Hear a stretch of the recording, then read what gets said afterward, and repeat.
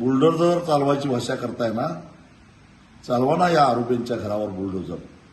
हा एवढी हिंमत? कारण हे सारे तुमच्या आस्थनीतले निकारी आहेत आणि हे आस्थनीतले निकारीच तुम्हाला एक दिवस घरात बसवणार आहेत, हे लक्षात ठेवा. गेले 4-5 दिवस झाला मी कोकण, त्याचबरोबर कोल्हापूर, सांगली, सातारा, सोलापूर या जिल्ह्यामध्ये चळवळीच्या निमित्तानं फिरतोय.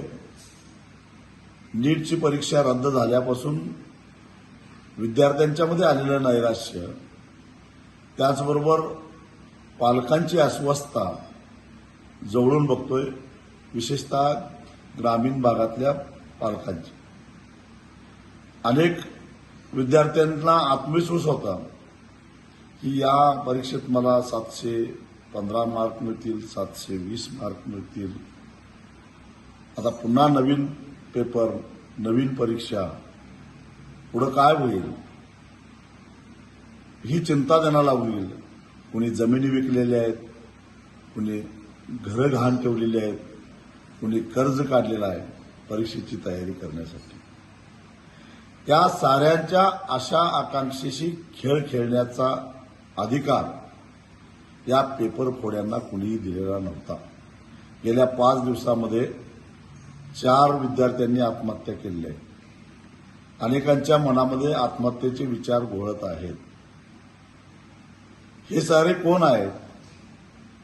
सत्तेमध्ये असणारे आपले हितसंबंध, सरकारमध्ये असलेल्या आपल्या संबंधामुळे आपलं कुणीच काही वाकडं करणार नाही हा आविर्भाव, हा अहंकार आणि त्यातून पैसा कमावण्याची आलेली ही संधी सोडायची नाही, या पद्धतीनं या सगळ्या लोकांचा आविर्भाव असल्यामुळं या लाखो विद्यार्थ्यांच्या आणि त्याचबरोबर त्यांच्या पालकांच्या आयुष्याशी खेळ खेळण्याचा प्रयत्न या साऱ्या हरामखोर लोकांनी केलेला आहे. त्यामुळं केवळ भ्रष्टाचाराचा आरोप करून ह्यांना आत टाकून चालणार नाही, तर 4 विद्यार्थ्यांच्या मृत्यूस जबाबदार धरून त्यांच्यावर सदोष मनुष्यवधाचा गुन्हा दाखल झाला पाहिजे. जे जे म्हणून यात सापडतील त्या सगळ्यांना आत्महत्या केलेल्या विद्यार्थ्यांच्या मृत्यूस जबाबदार धरून त्यांच्यावर सदोष मनुष्यवधाचा गुन्हा तर दाखल झाला पाहिजेच, पण पालकांच्या आणि विद्यार्थ्यांचा मानसिक छळ केल्याचे गुन्हे सुद्धा दाखल झाले पाहिजे. त्याशिवाय अशा प्रवृत्त्या ठेचल्या जाणार नाहीत.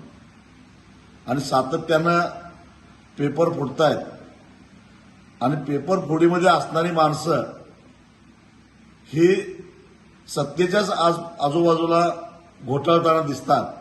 हे रहस्य काय, याही प्रश्नाचं उत्तर आम्हाला मिळालं पाहिजे.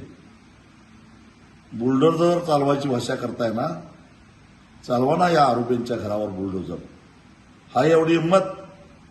कारण हे सारे तुमच्या आस्थनीतले निकारी आहेत आणि हे आस्थनीतले निकारीच तुम्हाला एक दिवस घरात बसवणार आहेत, हे लक्षात ठेवा.